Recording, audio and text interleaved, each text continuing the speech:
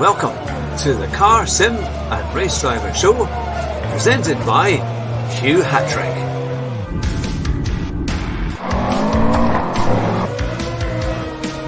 Here at Bathurst in the Forest, my very special guest, Basic Ollie, Rascal, Rabbit, Josh Martin. It's great to have you back on the show.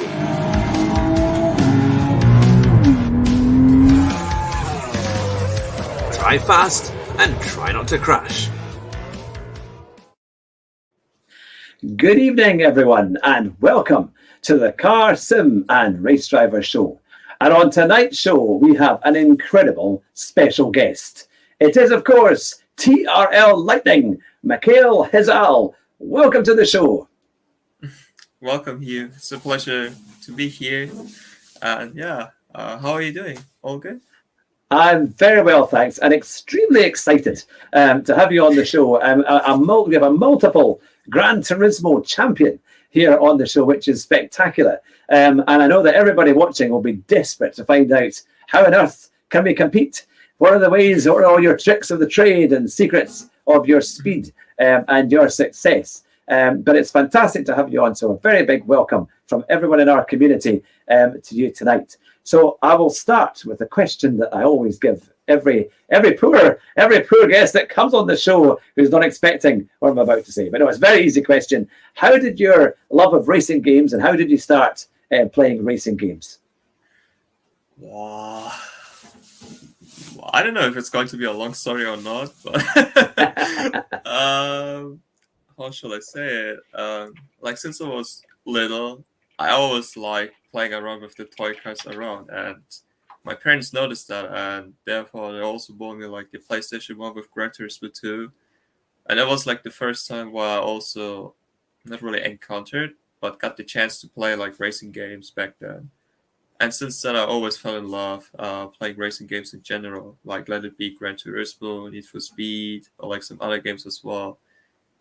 For me personally, racing games had something else compared to the other games, which were you were able to explore and also get to know so many different cars, which you have never seen on the road before, because of Gran Turismo, I get the chance to know so many Japanese sports cars out there, like the Nissan Skyline, then you have the Mazda RX-7, the Subaru Impreza, so many cars there. Yes. And also with so many races you had to do there. Of course, I had to spend lots of time in that game as well, And after that, I was also playing the other Gran Turismo games as well. And that's basically how I started playing with the racing games. And in terms of me starting, my sim racing career, that was when I was playing Gran Turismo 6 back then. Back then, yeah, there were some seasonal events going on. Where you were able to do set a lap time on a certain track with a certain car, or you were also able to drift and getting your drift scores. I don't know. There were a time trial attack challenge as well as a drift challenge. And back then I was still using a pad because I just didn't have the money to buy a wheel. I was just playing it for fun, But back then there was a Christmas challenge going on. But that Christmas challenge was an overtaking challenge with the Pagani Huayra at Bathurst. So you had to try to overtake the other AI as fast as possible, but also at the same time try to set the fastest Sector 3, Sector 4 time on that track as well. So for some reason, I was pretty good at it. So I was okay, you guys maybe try to go for a faster lap time, right? Yeah. And in the end, I managed to finish at P5 globally. Wow. And I was the world records with the pad as well. And on that time, the world record has been set by TRL Hall back then, Daniel Holland. And, back then I was also kind of having a look on the leaderboard too, and I always saw the TRL guys being at the top of the leaderboard all the time. So of course I was just for fun asking him hey, is it possible for me to join your team as well, of course, I wasn't thinking about me joining them at all. I was just asking them for fun. And then he was yeah, well, I can ask them about it. And then with that one, I was okay, there's no chance, I was just asking for fun. But after 2 days or something like that, he responded back to me. He was yeah, you can join our team. And I was like, eh? Wait, what? It worked? Yeah. That's So brilliant. I kind of accidentally started my sim racing career with that one, like just by asking him a question where I was initially thinking about me not ever, uh, joining their team at all. So it was kind of funny, and that's basically how I started with my sim racing career as well. Yeah. And how did you find? Because obviously you said you did a lot of like the career mode on Gran Turismo games. What was it when you thought, right, I can go quite fast here? What do you think it was that made you so quick? Or just as you were going through those games, because obviously some people do them and they struggle, and they're a good few seconds off, and others seem to just naturally have that ability. What was it that you think that enabled you to go so fast? Ooh, I think when I was playing against the I couldn't really tell whether I was really fast or not because, of course, you're playing against the AI, and so you're kind of not being able to measure your skill exactly. So, in order to do that, you have to compete against real competitors or real players online. But back then, it was impossible to do so. Hmm. And as I said it before, I was only playing games in general just for fun because I was thinking like, okay, back then I was still going to school. When I was coming back home, I was doing my homework, learning for the next day, and when I was having free time, you could just play the games just for fun, right? Um, so to answer your question, I couldn't really tell like whether I was fast or not. However, when the Christmas challenge appeared in Gran Turismo 6, and that's why I was like, wait a minute, your time is actually pretty good against the other guys. So that's why I was like kind of starting to grind a little bit more time into it to really set a pretty good lap time in the end. And yeah, that's why I was like, hey, it's not really that bad, is it? So yeah, basically that one. That's brilliant. And so, how did your career then develop? Because you started, you've won all these big Gran Turismo championships. But was it a matter of that before you won these titles, you were getting kind of close to it? Or was it something that you, as soon as you entered and you got through to the final qualifications required, that then that's when you just started winning? Or was it a long or a short journey to kind of get to the top? I think like after joining Team Redline back then, like back then I was like 15 years old also. Of course I had to buy a wheel, and with that one I was also like well, let's see about that one because it's like the first time of me ever using a wheel back then. But for some reason, after maybe 1 week or 2 weeks, I actually managed to match the lap times I was doing with the pad before, and and furthermore, even being faster with the wheel in the end. And after that one, it has always been like practicing with my teammates along the way. Because next to the seasonal events, we were also doing like another championship back in Gran Turismo 6, hosted by GT Planet as well, like which was kind of like hosted by ourselves, but more like within the GT Planet thread. That was like the Formula Gran Turismo Championship, and Oh, back yeah. then, yeah, it was a really nice championship actually, and that's where I was also trying to improve on myself, like in terms of the consistency, in terms of the raw speed, and also trying to deliver when it matters in terms of the qualifying. And I was using like that practice session for the next game, which is like Gran Turismo Sport. And for me personally, the physics over there are like much more easy and understandable for me compared to Gran Turismo 6. So like since the very beginning, I always had a good time with the with that game. And yeah, once we were doing the championships, of course, like everybody else, we had to do the online championships in order to qualify ourselves for the events. And yeah, like before COVID, of course, we were like able to travel around the world.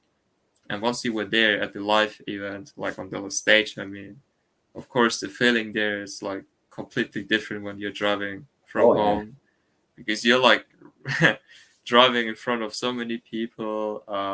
And then there's also like sometimes the cameraman like standing right next to you, putting the camera right in your face, where you're like, mate, leave me alone. I just want to drive, you know. But yeah, I mean, I don't know if that sounds right or not, but for me personally, it was a little bit natural with all the things. Like I don't really know how to explain it, unfortunately. No. I think we're getting that yeah, you also got a huge natural talent, and then when you saw yourself in the finals, you were able to see that you were right up there with these top times, and getting fifth in the world is fantastic. That I only ever once got, I think, on Project Cars. One of the is it the West Azure track? It was took me about 6 minutes or so, and I got the fastest time in that bike only because nobody played it after I did, so it had gone out of fashion. So I had a chance to do it, but it was still quite fun to do all these different tracks. But that's the thing. And so you were going to say? No, I just wanted to say, like, in theory, you still managed to set the fastest lap time, so you should be proud of it. So yeah. So thank you. Yeah, I love Project Cars 1. That was one of my favorite games. It was a really good one of the first games I really got into, especially with the wheel. And it was so much better with the wheel. It was just so much a better game to play. That now people will be asking about that gives us a chance to go into the next quick question. What is your setup that you have at the moment? At the moment, I have been using the exact same setup, which we are also using for the live events of the FIA Grand Turismo Championships.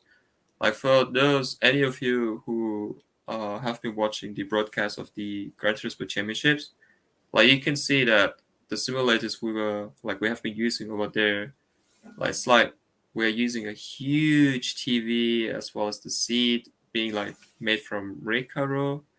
And basically, after winning the Toyota Supra Cup competition back in 2019, I also won the whole simulator as a whole. Wow! So since that, since that moment, I've been using the simulator I won from that competition.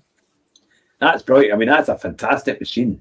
A great bit of equipment there, isn't it? So I always say when we were talking in the build-up earlier that to see all those the sim rigs that they use for these live events are just amazing, and I can't wait for them to come back again so we can, because I think now after COVID it's going to be even more popular to see these shows. And I think not only will it be out live on TV, but you'll probably have a studio audience too. I would have thought, people watching, and all the pressure will be added to get you to see how well you do, But what a thing! But no, it's quite something. Well, I will quickly go to some of the questions as the chat has been very calm and patient in waiting. Now we've got some crazy questions and we've probably got serious questions, but I will do a random one. Here we are. The first one.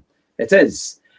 What are your favourite brand of cookies, and have they asked you to be sponsored by them? My favorite brand of cookies, huh?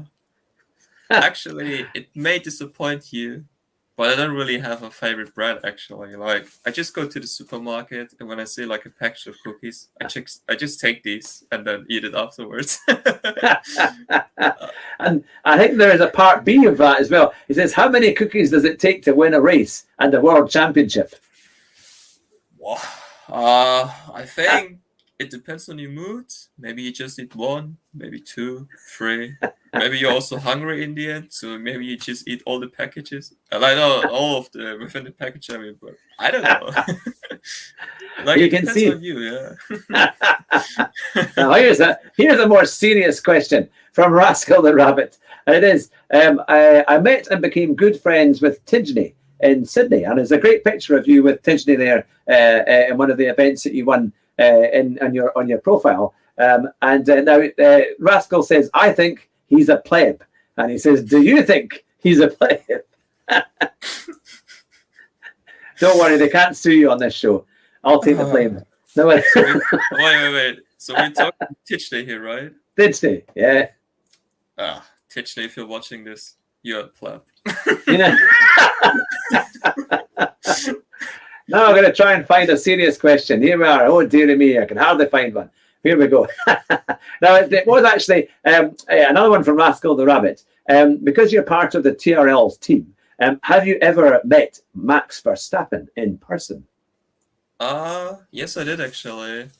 But that was only, what is it, after me winning the Nations Cup World Championship back in 2019 in Monaco.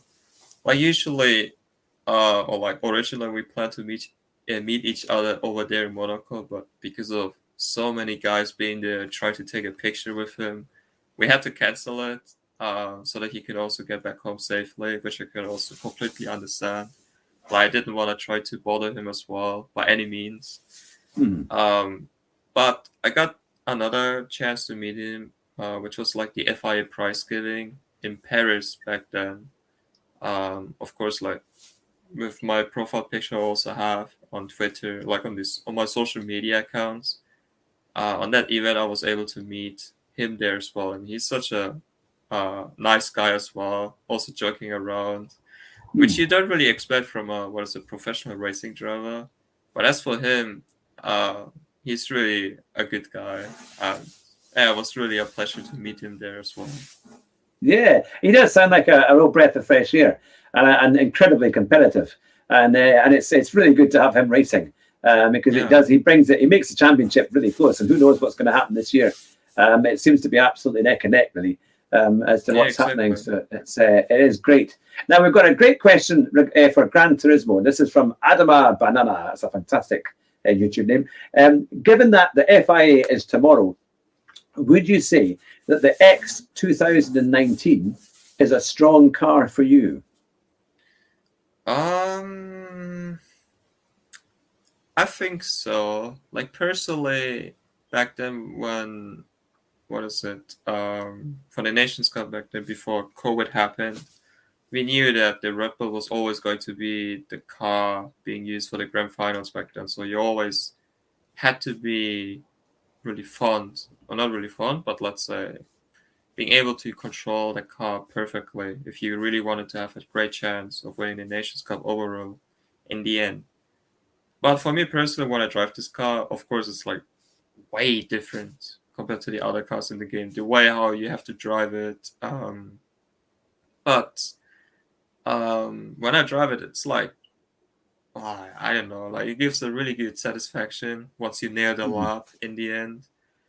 Also like the sound itself, it's also like live sounds pretty good in my opinion. And yeah, unfortunately, like with the dirty air, it's going to be a little bit difficult to follow the cars being in front of you, Mhm. unless you're driving on a track such as on Sardinia, like on the high-speed tracks. But but it's a really fun car actually, and yeah, I like it. Excellent. Oh, fantastic. Now we've got Zucker 1990 in the chat here, and he is now. I think he said something in German here, and so I apologize in advance for my pronunciation. But it looks like he says, Prinzen Roll. I don't know. Ah, And that's a brand. That's a brand for the cookies. for the cookies, was it? Yeah. So we've got all the big guys in the chat as well here tonight. And it says greetings to Mikail from Germany, which is fantastic. So it's great to see. We need to get Zucker on the show, but because he hasn't shown his face, nobody knows what he looks like, and he's not wanting to show his face yet on a Big video. So I'm secret. sure when he yeah, you might know him, but we don't. So we'll have to wait and see what he looks like perhaps. But no, that's the thing. Now you've been to these incredible events. Tell the chat here and those watching, what was it like going to your first big live Gran Turismo final? Wow. The very first one. Um, the very first one for me was the Salzburg World event in 2018. For me personally, wow, so many things were going on that trip alone. Because like before that, I was only able to travel to Turkey to visit my relatives over there, such as my grandparents and my other cousins and uncles over there. So of course I was like really looking forward to visit or like travel to a different country than Hmm. Turkey, you know. But on my way back then, like not over there back then, I mean, like it was the first time for me to ever travel alone as well. Like I was like, okay, wait, I think you have to check in first. After that, you have to go to the security control, and then going up to the gate, and then you have to wait for your plane there. So it was the first time for me ever doing that. I was feeling a little bit insecure in the end. However, once I managed to get past everything and just waiting for the gate, there was also like a funny story actually. Like I was just simply waiting for my plane, and I saw like two policemen just walking around and checking everything. And then for some reason, they decided to check on me instead. And I was like the only one who has been checked out. They were like, "Yeah, can you please show your ID as well as your tickets, please?" And I was like, "Yes, of course." But then, of course, in my mind, I was like, "Why are you guys only checking on me instead and not also on the other guys?" And I was still in Germany, mind you, okay? But yeah, that was like the first time I was feeling like, okay, what a great start into my first event. And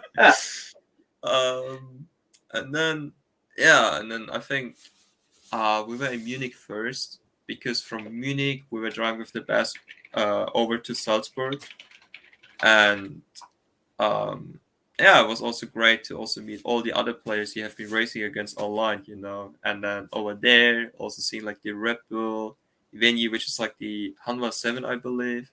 And Wow. there I was also seeing like the I think it's like a concept car of the X2010 Red Bull, which we were able to see in Gran Turismo 5 back then. I think it's been made out of wood, like there was no engine or mechanical parts inside of it. But apart from that, also meeting like the polyphony team and then racing there on the stage, winning my first trophy on the Manufacturers Cup event with Andrew for Team Nissan. So of course I was like happy with it, and like the trip itself, it was like really amazing. Like we were also able to see a little bit of the city itself, Salzburg. Like to any of you who wants to go over there, I can just recommend the place. 100%. Like it's truly beautiful, especially as I truly love the nature itself. Man, the color of the nature is so clean. But like if any of you who want to go there, I can recommend it at 100%. Yeah, and of course you went to New York as well, didn't you, for one of the main finals? And you met all the. There's a great picture of you with the I cannot pronounce his name. The chap who made Gran Turismo, the top chap. Yamachiso, that's the one. I'll let you pronounce that. Because I'm afraid I won't even try and pronounce that one. It's and of course when he's the most famous chap of Gran Turismo, who has made that game what it is. It must have been a great experience to actually meet them all. And did you have any particular questions for them when you actually met them? Was there anything that you wanted to ask them? Wow. Like when I think about it, I mean, of course there were like some questions I was asking them about it. But it was more like some internal questions, like which I'm not really allowed to say, I think.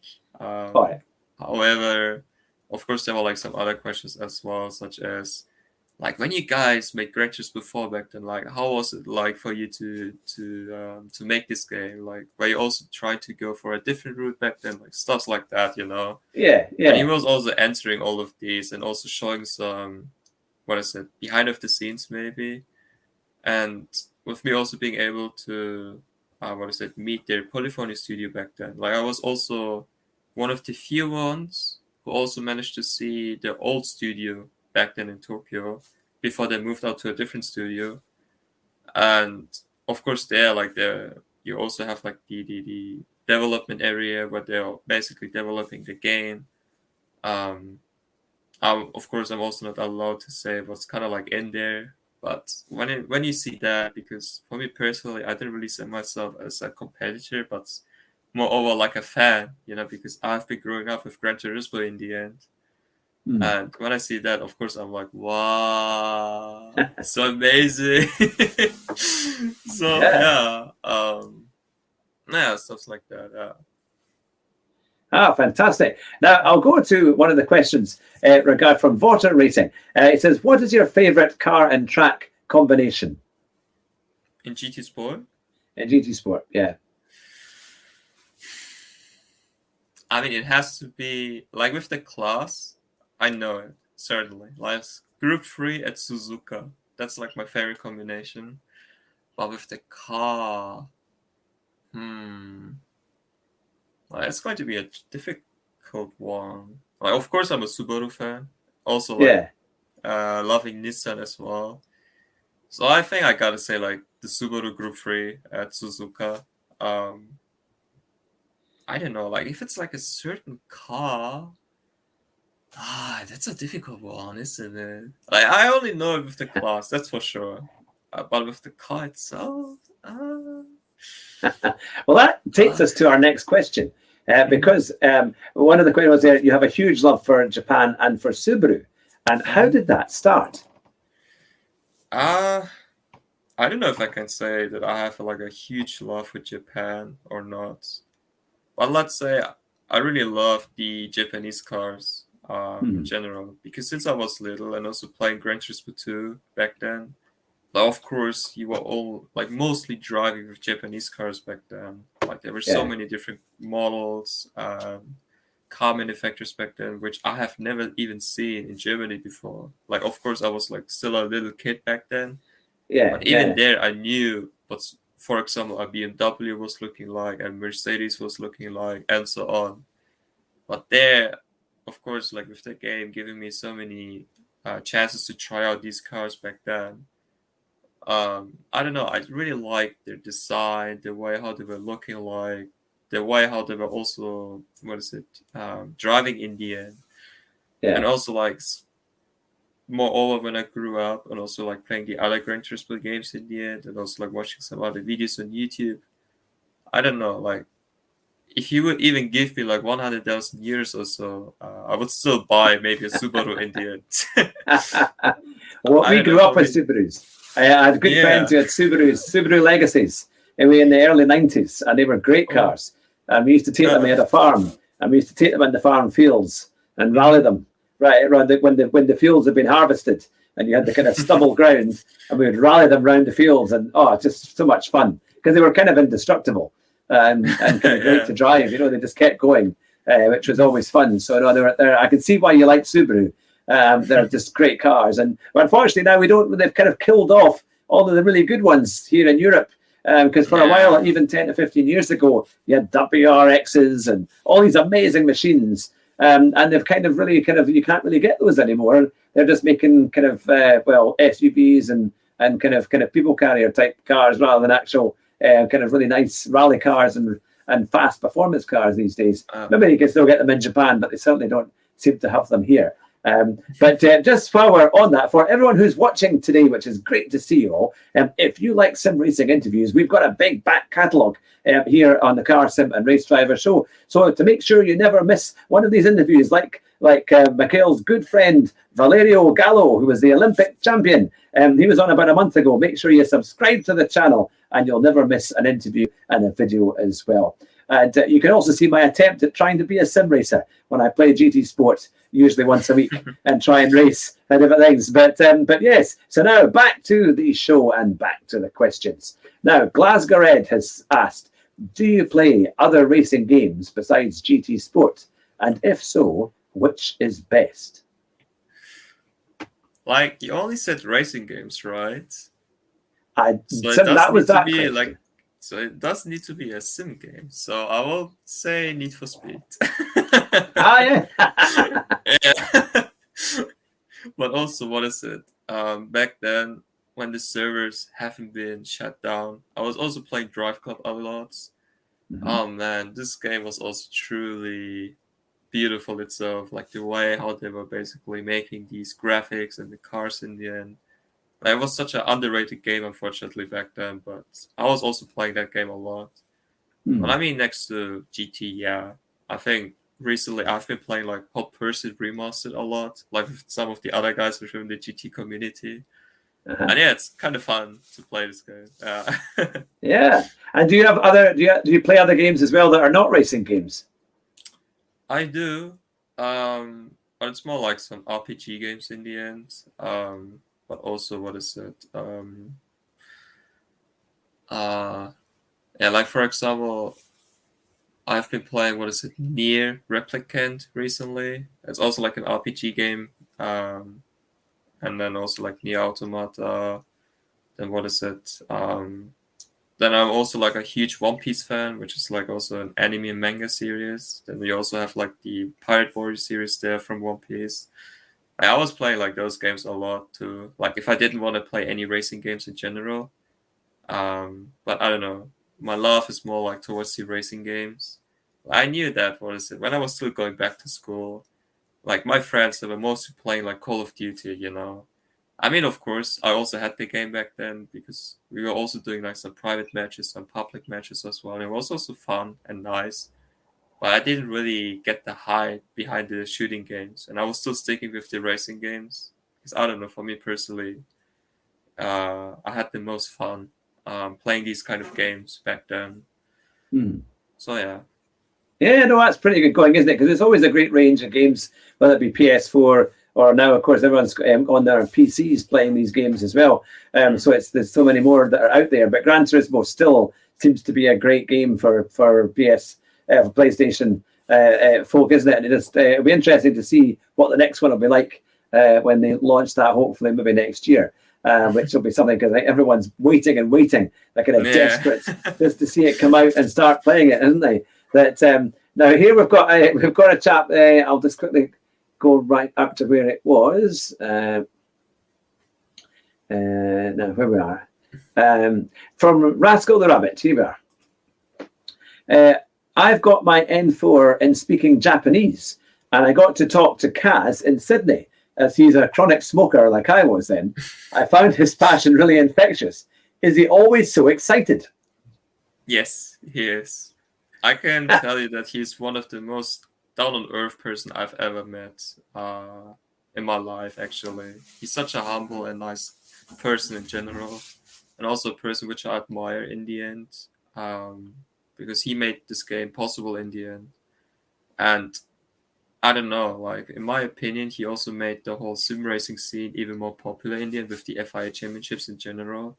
Because of course, like I've also been watching some of the iRacing and the other sim racing events as well. But in terms of the broadcast, the way how they're kind of like streaming and showing these races, in my opinion, Gran Turismo was still like unmatched out of all the other sim racing games out there.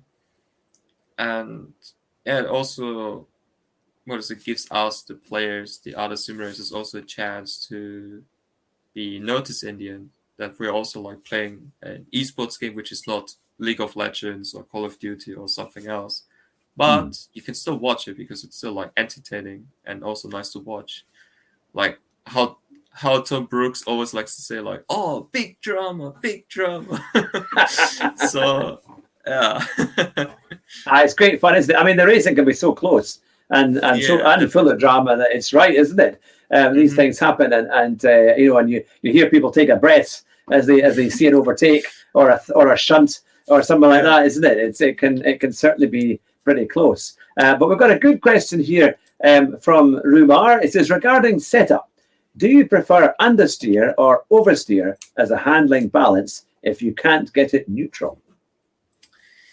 I think it depends on the track, in my opinion. Like, for me personally, if it's a track such as Interlagos, I prefer oversteering than understeering because I want to have like such a nice flow through the corners, especially in Sector 2. But on other tracks such as the Nordschleife, I prefer understeering over there because you have like so many bumps and uneven surface on the track. And with oversteering, the car behavior becomes more unpredictable in the end. And with understeering, you can control your car even better there. So I think it also depends on which kind of car you're driving on a certain track. Yeah. So I think you also have to kind of look into that one. But for me personally, I think it depends on the car as well as on the track. Now, that is a good answer. Now, this is the time when I I ask all the people in the chat and those watching to get their pens and pencils, get their pen and paper out, because now you're going to reveal, hopefully, your tips for driving success in sim racing. So, if you had we'll start with top three kind of driving tips for being successful at sim racing. What would they be? Okay. Number 1, cookie. Number 2, cookie. Number 3, cookie. Nah, I'm joking. There'll be people that have written that down, They will have written that down. Nah, but now seriously, I think it's like more than 3 points actually. Like for me personally. Yeah. Like for me personally, there are like so many things you have to consider into if you want to improve on yourself. Like first of all, you have to have the motivation, the determination, and like the patience if things doesn't go well for you straight away, and also like try not to give up on yourself. That's like something which you have to have when you try to improve on yourself in general.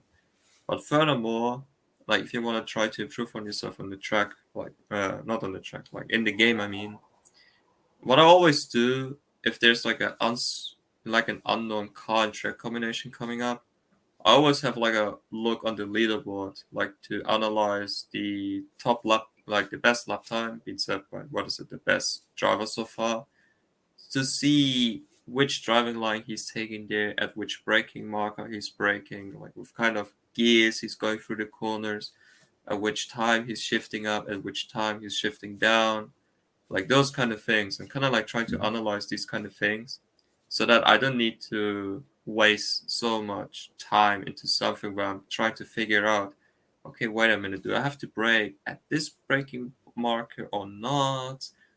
It's because I always like to try to reach my goal and faster, and that's how I always do it. And in the end, when I try it by myself, of course you can't get it, like you can't copy it straight away. Of course you have to try and get used to it.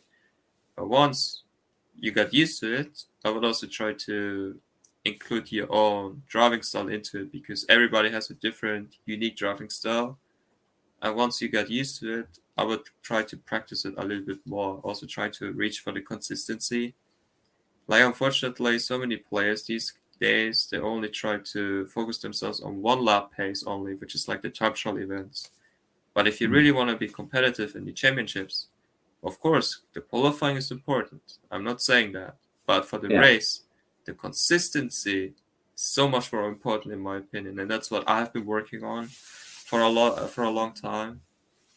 And what so many people also underestimate is, if you have the chance to be in a lobby with one of the fastest players, then try to learn from them, like what they're doing differently on the race. So because only if you're driving amongst the best, you can improve on yourself in that way. Because you have to try to go beyond the limit, beyond your limit. And in my opinion, that's a way how to improve on yourself. Because for me personally, as I said it back then, like I was only playing it for fun. Even when I was doing the seasonal events back then in GT6, I was always like around 2 or 3 seconds off the pace.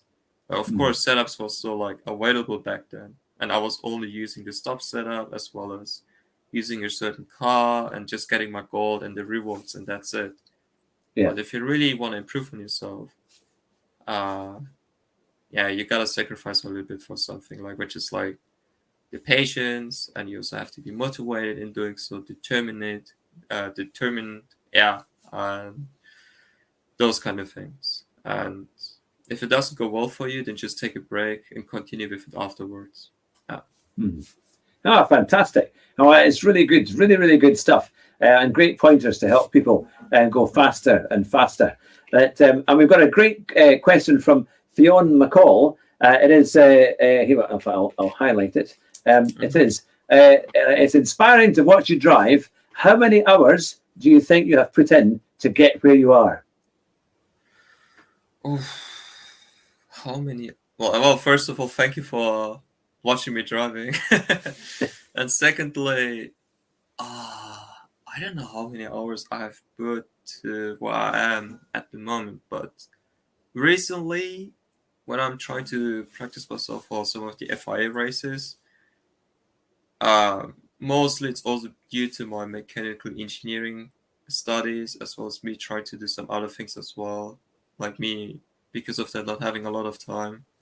That's why I always try to go with the method I was explaining earlier, like with analyzing the lap times, so that I don't need to waste a lot of time into it already, so that I can already know, oh, okay, so you have to drive like that, sort of. So with that, it's like around. I mean, of course, it also depends on the car and track, because on some car and track combinations I'm more comfortable with some of the other ones.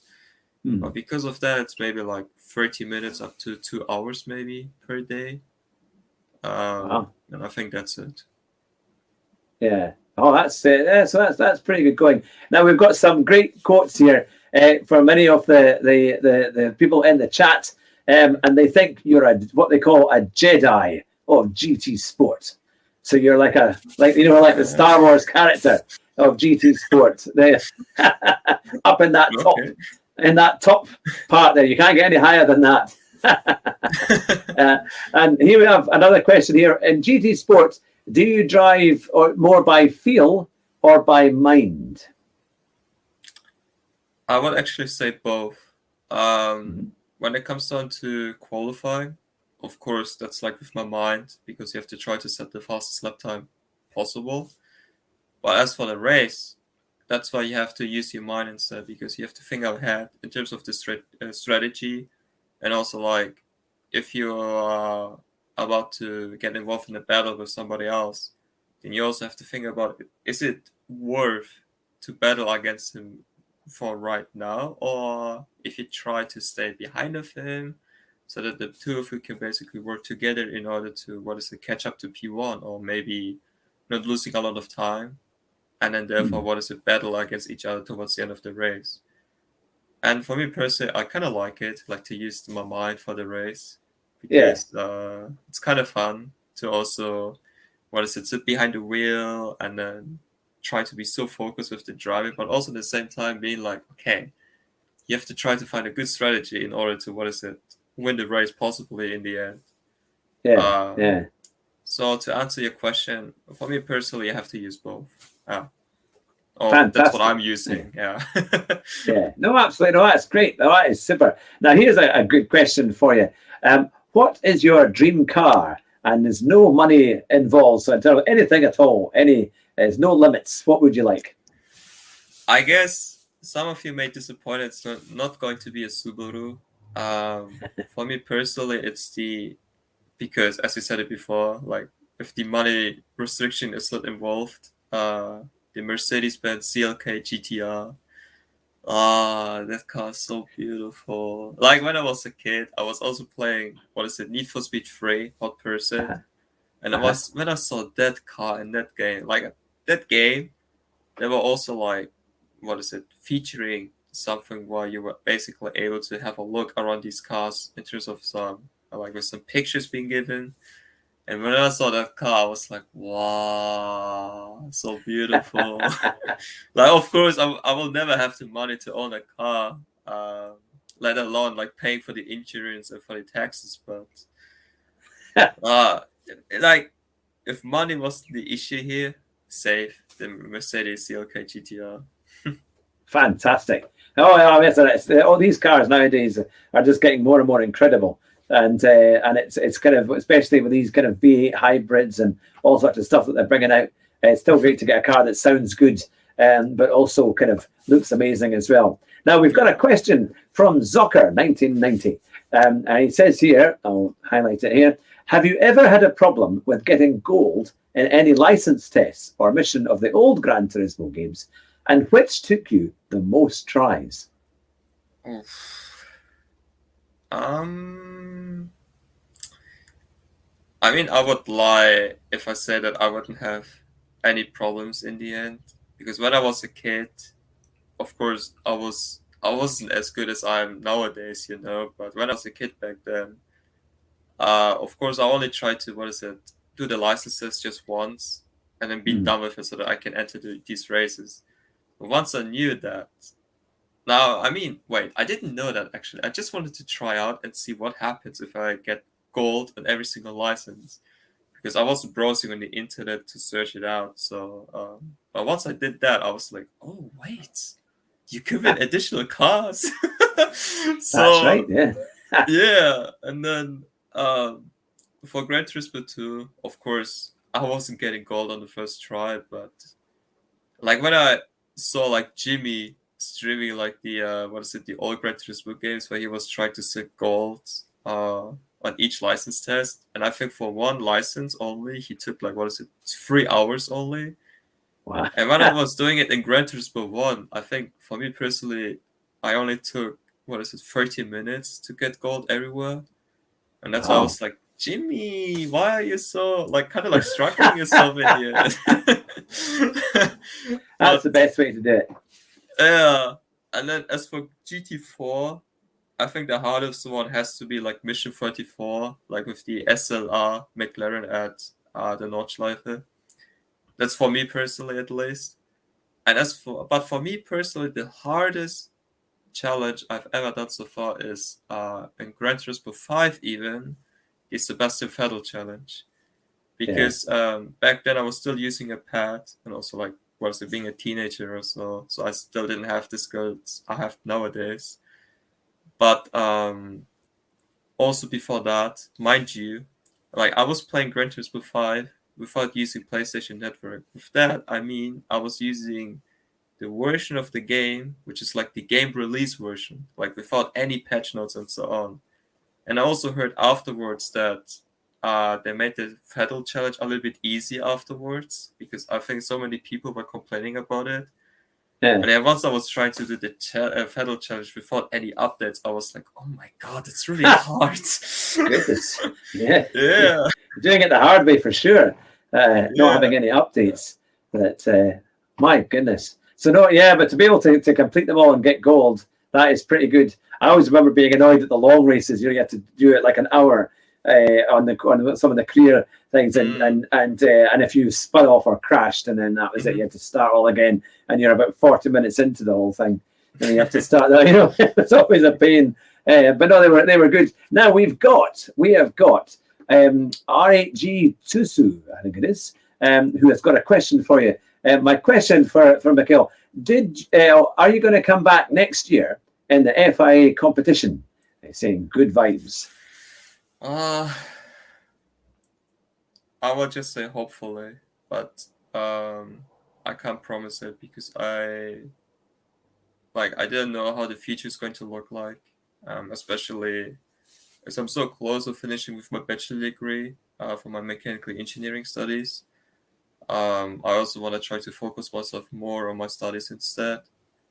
But however, if I have the time to still do the FIA championship right next to it, then of course I'll be trying to commit there once again. But as it stands right now, I can't tell you, unfortunately. I mean, hopefully, yes, because after doing the Olympics back then, like the Olympic Virtual Series, I don't know. I realized that I was missing the races again by a lot. Like I was like, I was really like, even though I missed the overall victory by a small margin, I was like, I really missed the racing actually. So, I mean, hopefully I can try to compete on the championship again, but I can't promise it. Yeah. So almost breaking news there. You almost heard it first on the Car 7 Race Driver Show. There's a possibility you might be back next year. So that'll be the headline coming off the show tonight. Big news, big news. Exactly. A banner. I should have that rolling news across the screen.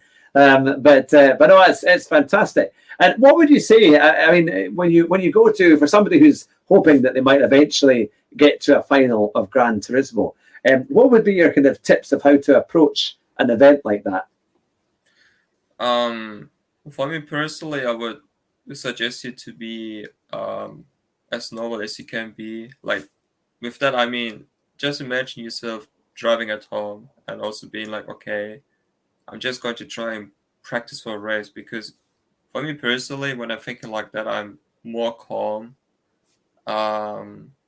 before having the qualifying session or the races, like the race start, I mean.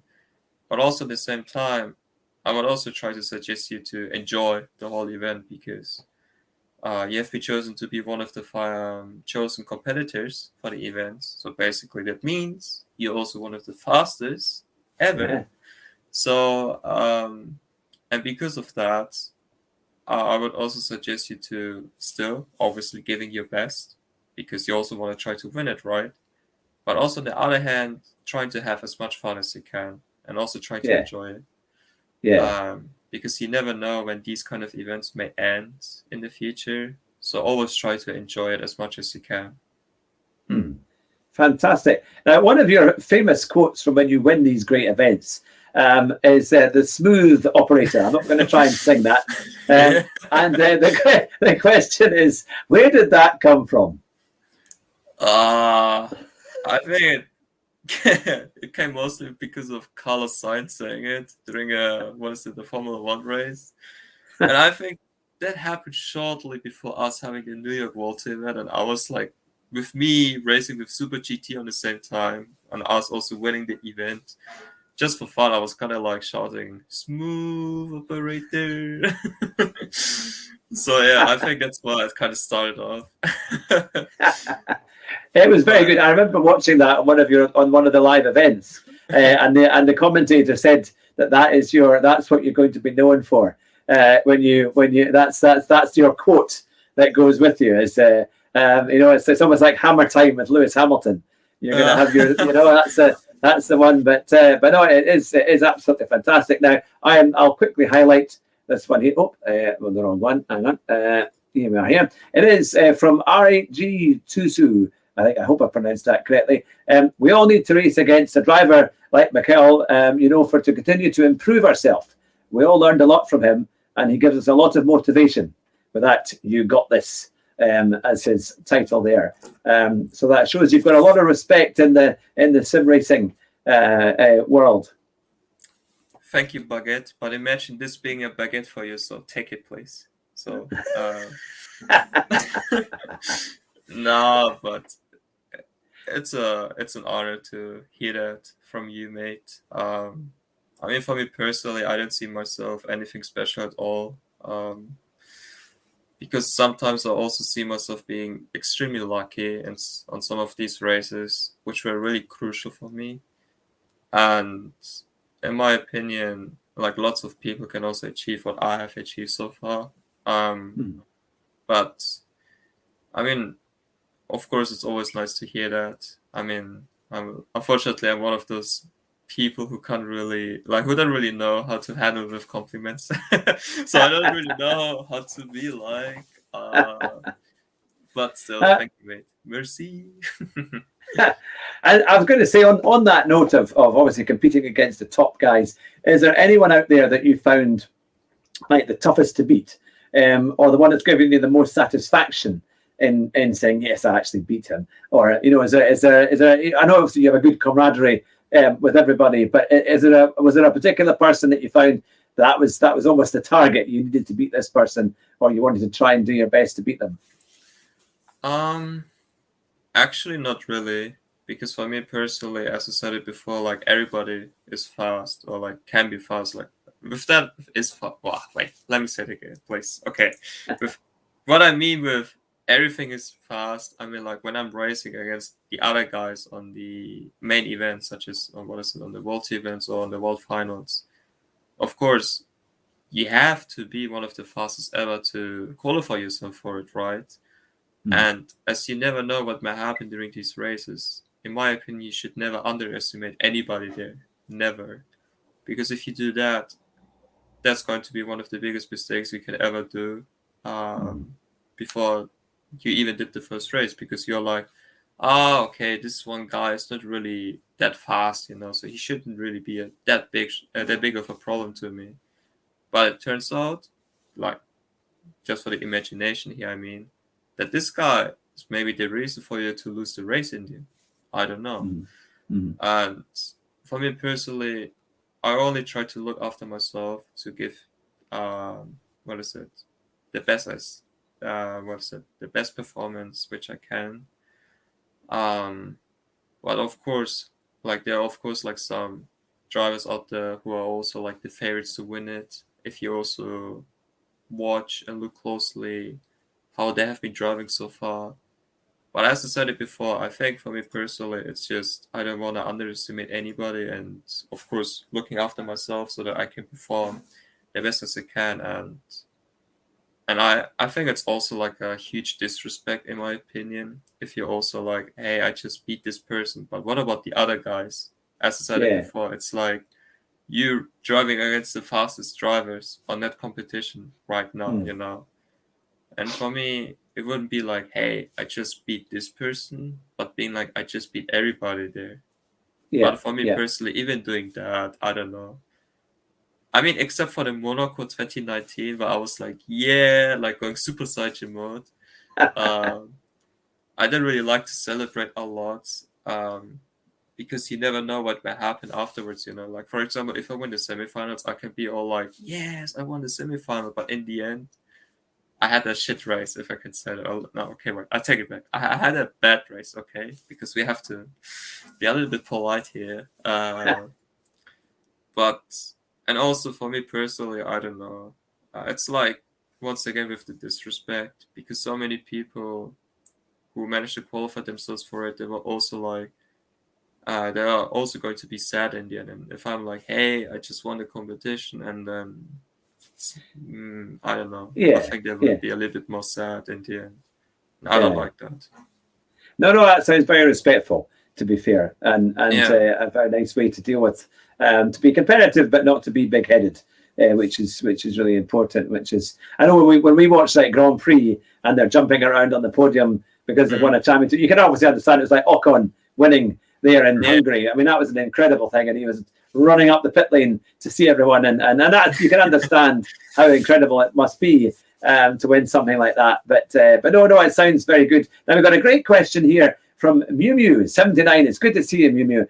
Question for Mikail: how do you approach your races, and how do you save tires so well? Uh, well, the question with the approaching here is like mentally or like with the practicing. Yeah, I suppose let's go with the mental side. As with the mental side, it's like I think we just said it before. It's like more about me thinking about this race going to be like a practice race for me, but also on the other hand, it's like me trying to have as much fun as I can because that's why I'm playing a game, right? Like in first place, I mean. But also on the other hand, it's like what is it? Let me think. Yeah, like I think that's basically it with the approaching. Sorry, Yeah, but that's like. And the other part was, how do you save tires so well? with the second question, the mistake what so many people do during the races that they always want to try to drive as fast as they can in order to pull away from the guys behind of them. And for me personally, if there's like a race which includes a high tire wear multiplier, for me personally, you have to think ahead, in my opinion, which is like, okay, try to use a different brake balance which will not, wear the front or the rear tire wear a lot more. And also being like so smooth on the braking as well as on the steering input. Because if you have your car under control, you can, like, you are able to save your tires by a lot in the end. And even if you are driving behind somebody, like, there are like two options. The first one is you want to try to battle against the driver being in front of you in order to obtain his position and then drive away. Or do you want to stay behind of him using the slipstream and then therefore saving your tires a lot more? Because if you're using his slipstream, of course you're fast on the straight line at the beginning or like at the end of the straight line, I mean. But because of that, you're also able to brake a little bit earlier to kind of like lift off. And instead of braking at around, 90% even, you only have to brake at around 60 or 70% instead. And with that kind of way, that's how I always do it. I can try to save my tires better. And of course, it depends. And it also differs from each car and track combination. But for the Group 3 class, for example, that's how I always do it. And once again, you don't win the race after lap 1. You win the race once you see the checkered flag. So you have to think ahead all the time. And that's what I always want to try to do. And it's also the same with the fuel saving. Same story there. Yeah. Fantastic. No, that is really, really good.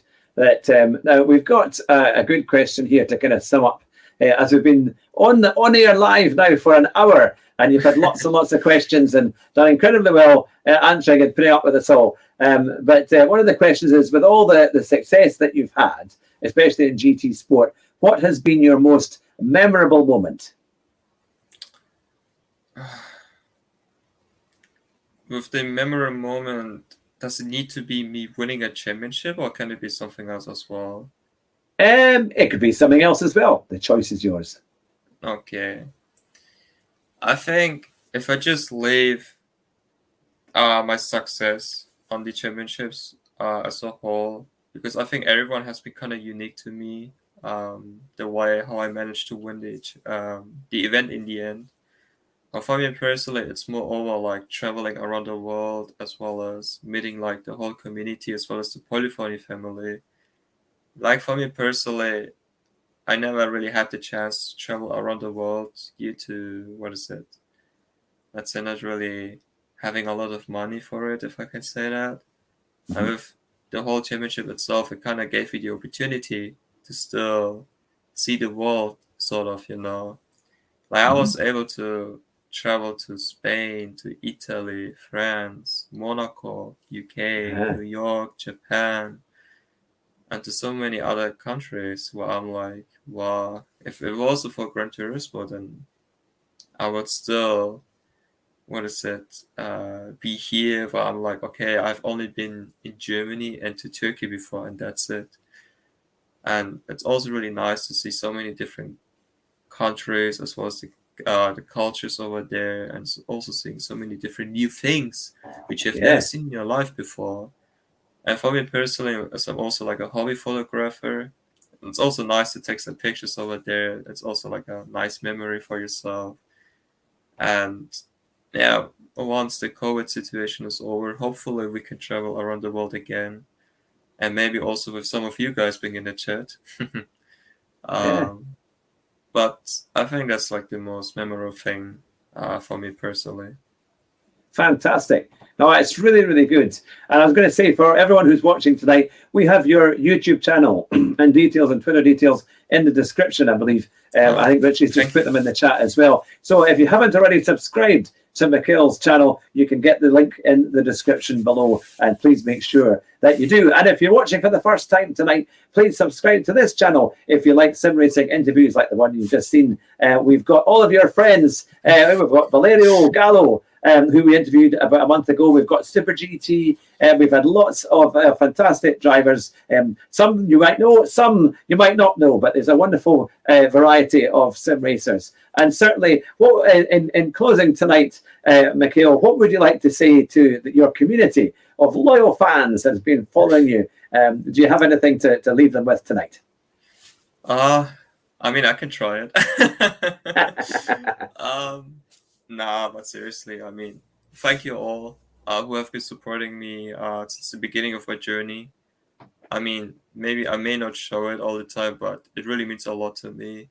And like when I'm always, attending the events, I always want to try to give it my best, but not only for myself, but also for my family, for my friends, as well as for you guys over there.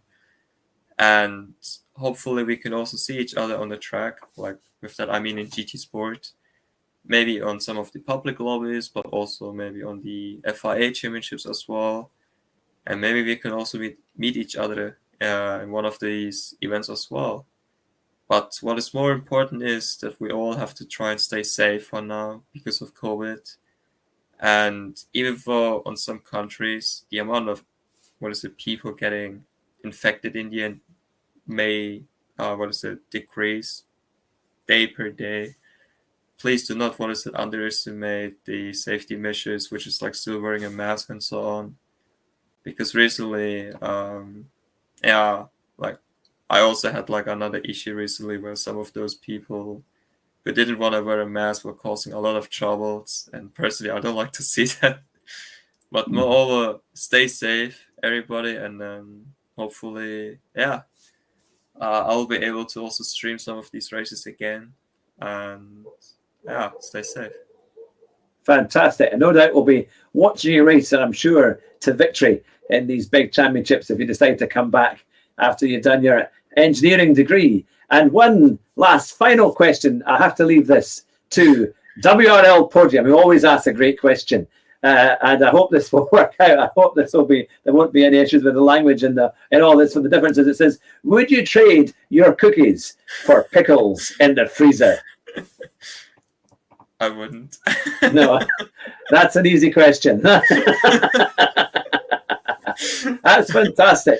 Well, a big thank you to everyone who's been watching tonight. It's great to have your comments and your questions. And this will go on as a podcast early next week. We'll be sending that out. But of course, our biggest thanks to Mikail Hizal for coming on the show tonight. Stay on the line just now, but it's been an absolute honor and pleasure to have you as a guest. And I think people have seen just how you approach racing, a wonderful mental attitude, and very much deservedly successful for your career. And we wish you all the best for your continuing career, whether it be in engineering and also in sim racing. You've certainly become a legend of the sport, and it's fantastic to have you on the show, and you're welcome back anytime. So I'll close the show there with our crazy quote, and it is probably against all sense when it comes to sim racing, but I'll say it anyway. It is: drive fast and try not to crash, and if you do, you might just win the race at the first corner. Take care, everyone, and we'll see you all very soon. Bye just now.